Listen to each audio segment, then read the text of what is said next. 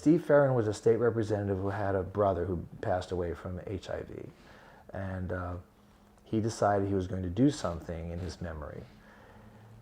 Steve Ferrin was also the mayor of Sunrise, and he was also a judge. And what happened was he had a private bill passed which said that you didn't need to do a county-wide referendum in order to amend the human rights ordinance of your county. The county commission itself could. So now it helped us to the extent that we didn't have to go out and have the community vote on our rights. It was the county commission would do that. So the group was still together, but we had some new players. And let me talk to you a little bit about them. So we had, now that we knew that we could simply do it by way of a vote with the county commission, we said to ourselves, okay, let's see how we're going to strategize. So there was some, like I said, some new players involved. We had a fellow named Dennis, who was the president of GUARD at that time. We also had a fellow who was part of the faith community. His name was Gus Kine, and he was an associate pastor at the Sunshine Cathedral. Keep in mind the Sunshine Cathedral was a Quonset hut over at State Road 84, and we sometimes met there too. He was very important because he was almost a moderator, a facilitator, because you had a lot of disparate interests here. You say, well, why were we fighting then? I mean, we should have all been on the same side. Well, we kind of all were on the same side, but you had Dean Trantalis, who now was much more engaged and was much more interested in pursuing this through the system, whereby we would go to the county commissioners, we would lobby the county commissioners, and we made our attempt to do so through the process, okay? Dennis was a firebrand, okay? He was a radical, and God bless him, you know, and he wanted things to move more quickly than they were. But we at times, I mean, we knew that we liked each other, but we always had different styles. I mean, look at me. I'm a lawyer, and I'm not a raging radical, at least outwardly. But so I decided it was important that we always talk to each other. And finally, there came a moment where we needed to diffuse tensions. So we had a bar back then named Cathode Ray, and I said to Gus, Gus, we need to have a meeting. So I met with Gus and Dennis at Cathode Ray, and we talked it out. I remember it was in the afternoon, the bar was kind of empty, and it was a Sunday, I believe, and we talked it through. It was his need to get it done faster. He thought because I was trying to work through the system that I was selling our community out, when I was trying to explain to him that this is a legal process and it has to go through a certain legal path in order to be successful. And through that endeavor, we really weren't seeing eye to eye.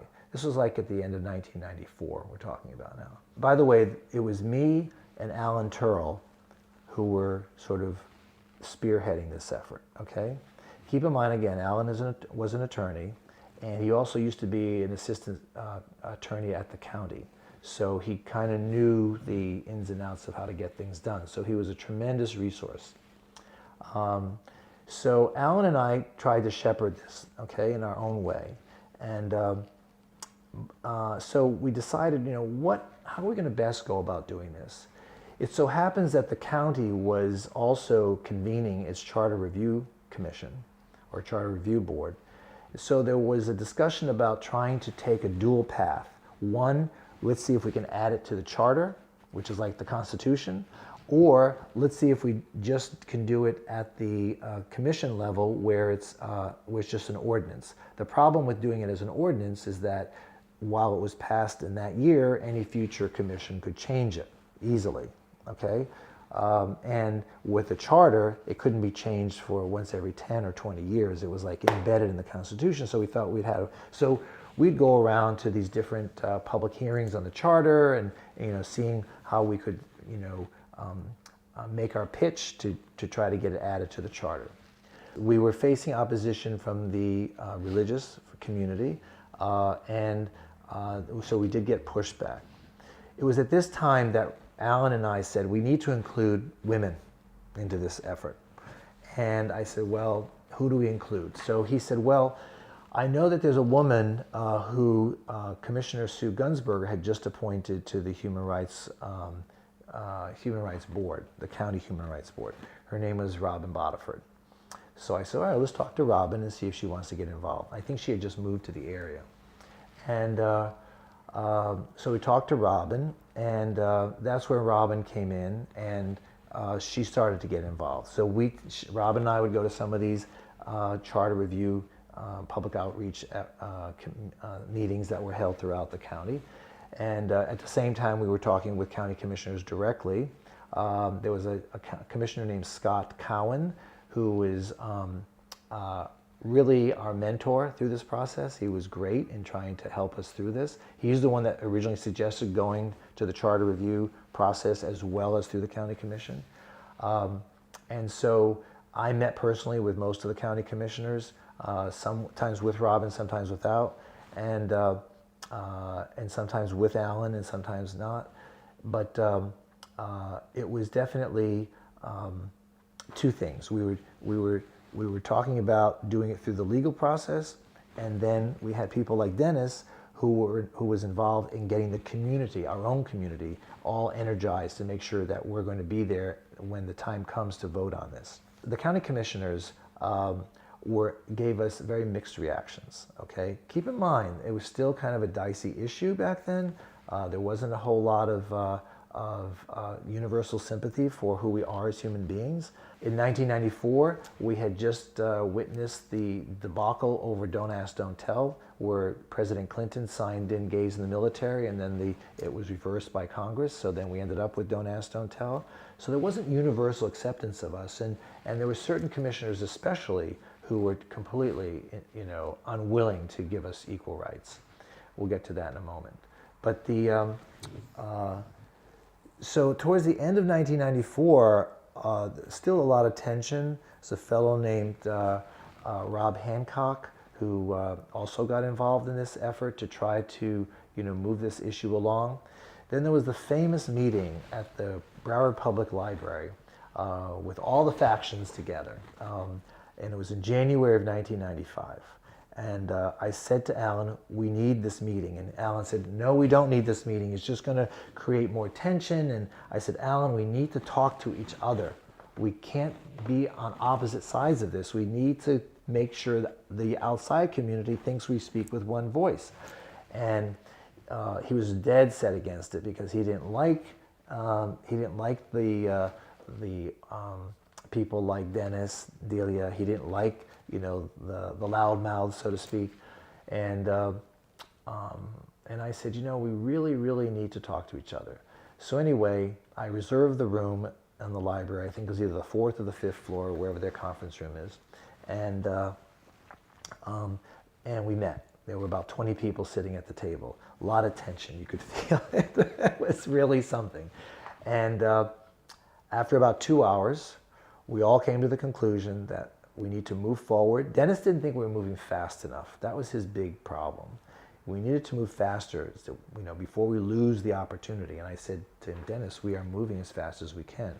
And this was January of '95. So the county doesn't move very quickly. By the time we got onto their agenda and all that, well, as God would have it, we ended up on the June agenda. What is June? Gay Pride Month. Coincidence, right? By that time, we had kind of eschewed the whole charter commission thing because to change the charter would have been a more difficult thing. Plus, we were looking to piggyback on a couple of other amendments to the Human Rights Ordinance. I can't remember exactly what the other one was. I think it might have been a familial status. I don't exactly remember, but I think that's what it was. So we thought if we added the two, then then people would vote for both at the same time.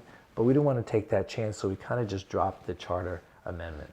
So anyway, here comes June, and we thought we had our votes, but we weren't sure. So I met with the Catholic diocese down in Miami, and we had friends in the diocese, but we didn't have a commitment. In the end, we were told they weren't going to oppose it. They just weren't going to, and they wouldn't come out against it. They just weren't going to oppose it. So it was a really telling moment, because during the county commission debate and the public hearing, I'm sitting there and some guy says, "Is this you?" And it was on my stationery where I requested the archdiocese not to oppose it. And I said, "Yeah, this is me." And he says, "Okay, we're not going to oppose this today." So I thought, oh my God, this was like great. I even have goosebumps talking about it. Anyway, so we had a couple of things that almost torpedoed the vote. And Alan, forgive me, but I have to put this on the record. Alan came to me a week before the vote, and he said, "Dean, he sat me down, he called me over to his house, and I went over there, and he said, I just want you to know that several months ago I was arrested for public sex. And it hasn't come out in the newspaper, and it hasn't been adjudicated yet, but I just want you to know that it's about to." And this is a week before this vote was supposed to happen. And I said, "Alan, first of all, thank you for letting me know, but I cannot believe you did this. This just feeds right into the stereotype of what people think about us." So he was arrested for attempting to have sex in a public place in Dania Beach, and I guess he was caught by an undercover cop or whatever, and so like I was just like, oh my God, months and months of all this, and then this happened. Well, as it turned out, our friends at the newspaper, whoever they were, chose not to put that in the paper until after the vote. So we were lucky. But that's a little footnote in our history. The second one was the continued intransigence of the radical element within our community that was unwilling to concede to the delays, and was actually openly expressing rebuke of our efforts. And I thought, well, this isn't getting us anywhere. But it never materialized. The day came when we were having the open meeting, and the entire chamber was filled. The entire chamber was filled, for and against. And the people, someone organized an effort to hold up little pink cards, and whenever somebody spoke on our behalf, and instead of applauding, they would hold up these little pink cards to say, vote for.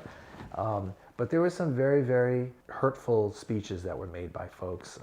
There was one friend of mine who was part of the effort who had HIV, and his brother got up and spoke, and said things like, well, obviously, God hates you because you have HIV, and you will die because of it. And his brother sitting, my friend was sitting right there, and I couldn't believe these things were being said. This guy came all the way from Palm Beach County to speak against his brother. But I held his hand, and I just said, we'll get through this. So the public hearing lasted several hours. It was the first time I'd ever participated in something like that. And we sat there tenaciously, and I spoke, Alan spoke, everybody spoke, and in the end, it passed 6-1. So who was the one, right? Well, John Rodstrom. John Rodstrom refused to vote for us, and I asked him why, and he says, "Well, my community will not accept you." And it was very shameful of him to have not risen above that. And he had a second opportunity later on in 1999 when we tried to get the domestic partnership law passed. He could have recovered from that first vote, But no, he voted against that too. By then, the commission had enlarged to 9 members, so it was 8-1. And he's always the one that stood out and voted against our community. When I first came down here, I wanted some sense of purpose. And when I was reading, I would go out to the bars and I met some people, found the newspapers, the local newspapers with lists of activities and events going on, started going to those, started to meeting people that were more involved and more activist. And they reminded me of how I had been. When I was living in Pittsburgh, I was involved in some political campaigns. I always felt like I had to help the underdog and right the wrongs and help the people that couldn't really help themselves. So I had that kind of passion in me for wanting to help. And when I came here, there were a lot of issues involving the gay and lesbian community that needed attention, that needed to change, that needed energy. And I started meeting people that were involved in those activities. And the first organization I was involved with was GUARD, Gays United to Attack Repression and Discrimination. I always wanted to think it was Gays United Against, but I was reminded a number of times, though the A is for attack. So we were a very grassroots organization, in-your-face organization. GUARD was dynamic. We did activities. One of the things we really paid attention to was building relationships with local officials, with law enforcement, because at the time, law enforcement, the BSO, Fort Lauderdale police, were arresting, mostly men, public activity, but then bad things happened to them after that arrest for that minor offense. And so GUARD worked with the 2 law enforcement agencies to get a civilian review board for officers that were accused and or internal affairs found that, yeah, they did, were inappropriate in how they treated a gay or lesbian person. So we were able to get access to that. We were able to get into both law enforcement agencies and provide sensitivity training.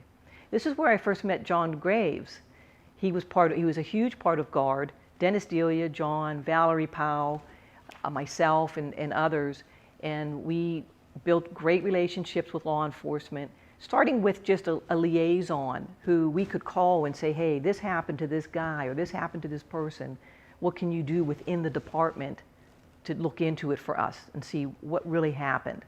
And we built that relationship, parlayed it into what at the time was called sensitivity training. You don't hear that phrase anymore, but we developed a program between John Graves, former MIT professor, intelligent, such a smart man. Dennis Delia, dynamic, really a lot of charisma. Me, who I am, was always this way, but I was a good presenter and could do a lot of good research and put the programs together. And we had a few other people that were our core group of presenters for the sensitivity training. We actually were able to get Sheriff Ron Cochran at the time and the Fort Lauderdale police chief to agree to make it mandatory for every police officer and every deputy to attend the training. And they did. They had to. We met with a lot of hostility because the officers surely didn't want to think they were doing anything wrong or out of bounds, but they were. And they needed to be sensitized that gays, lesbians, bis, we all had the same rights and privileges as that officer did. And we needed to be treated with respect and given due process. Even though maybe under some circumstances there was an arrest made for something, don't escalate it. And don't target people, don't profile people, be fair-minded. We had some very hostile students in our classes that really challenged what we were presenting and were outright bigoted about that were so homophobic. But it came out, we dealt with it, and we reached hundreds of law enforcement officers. One of the people that was on GUARD at the time that we did a lot of work to recruit Sergeant Barbara Stewart. She was a BSO sergeant. And Barbara finally agreed to come and be part of GUARD and be part of our presenters in uniform. And she was given permission from BSO to do this. and speak from the officers' perspectives. So it was a very relatable training for them if they were open to listening. So I feel that was one of the biggest impacts GUARD made, was with law enforcement and providing that training. Another great event GUARD was involved in was the Reclaim America for Christ conference that was held by the Reverend James D. Kennedy at his church on Federal Highway in Fort Lauderdale. And he had been spouting hate and using hatred towards the gay and lesbian community as a cash cow. The man raised millions of dollars for getting money from people that supported his views on hatred and bigotry against the gay community. So he was a real target for us. So when he was having this conference, GUARD decided to do a huge demonstration. And we recruited people from Miami-Dade County, Palm Beach County, and Broward County. We had, I would probably say, thousands of people lining the sidewalk in front of his church, up and down, beyond and below, marching for that demonstration. We got tremendous news coverage, TV coverage. We had really catchy phrases on our signs like "Curb your dogma," which is one of my favorites. "Hate is not a family value." And it was a highly successful event. And it was just one of the things that energized more people in the community when they saw the number of people that attended that event and that were interviewed, that were just everyday people, and the newscasters are talking to them, and they, oh my gosh, there's my coworker at this parade, who knew, not a parade, but this demonstration. And it really helped, just grow the number of people getting involved in the activism. So the Dolphin Democrats were one of the sanctioned Democratic clubs in Broward County, sanctioned by the county DEC, which was led at the time by Mitch Caesar. And I think Mitch has just recently left that position. He was a stalwart. So the Dolphins were the gay club. And we also had in Broward County at that time the Log Cabin Republican Club, which was another sanctioned organization. So we had this two-party system. We had these two organizations. So the Dolphin Democrats, I joined them. It was primarily male, primarily men. They had like a midterm election. I was elected vice president. Came to be, it was a total shock to everybody. Nobody expected a lesbian to become part of the leadership of the Dolphins. Well, here I was, but it didn't go well. They weren't ready for a woman or a lesbian to be part of the leadership. I was totally excluded from any leadership, any activities. I couldn't contribute to the organization or the operation, which was very, very disappointing to me and the other lesbians in the organization. So we tried a due process to get an amendment for gender parity. And that ended not well at all, but it had a silver lining. It was a bitter battle, vicious, personal, that I never really understood what the big problem was with sharing the table with lesbians, but it was a big problem, very divisive. And the organization just couldn't rise above and change, evolve. So at the end of the day, the gender parity was soundly voted down. All kind of gyrations with amendments, bylaws, Robert's rules, protest appeals. It became such a nasty and unfortunate progression of events. But the silver lining was that it led to the creation of a nonpartisan political group, PAC.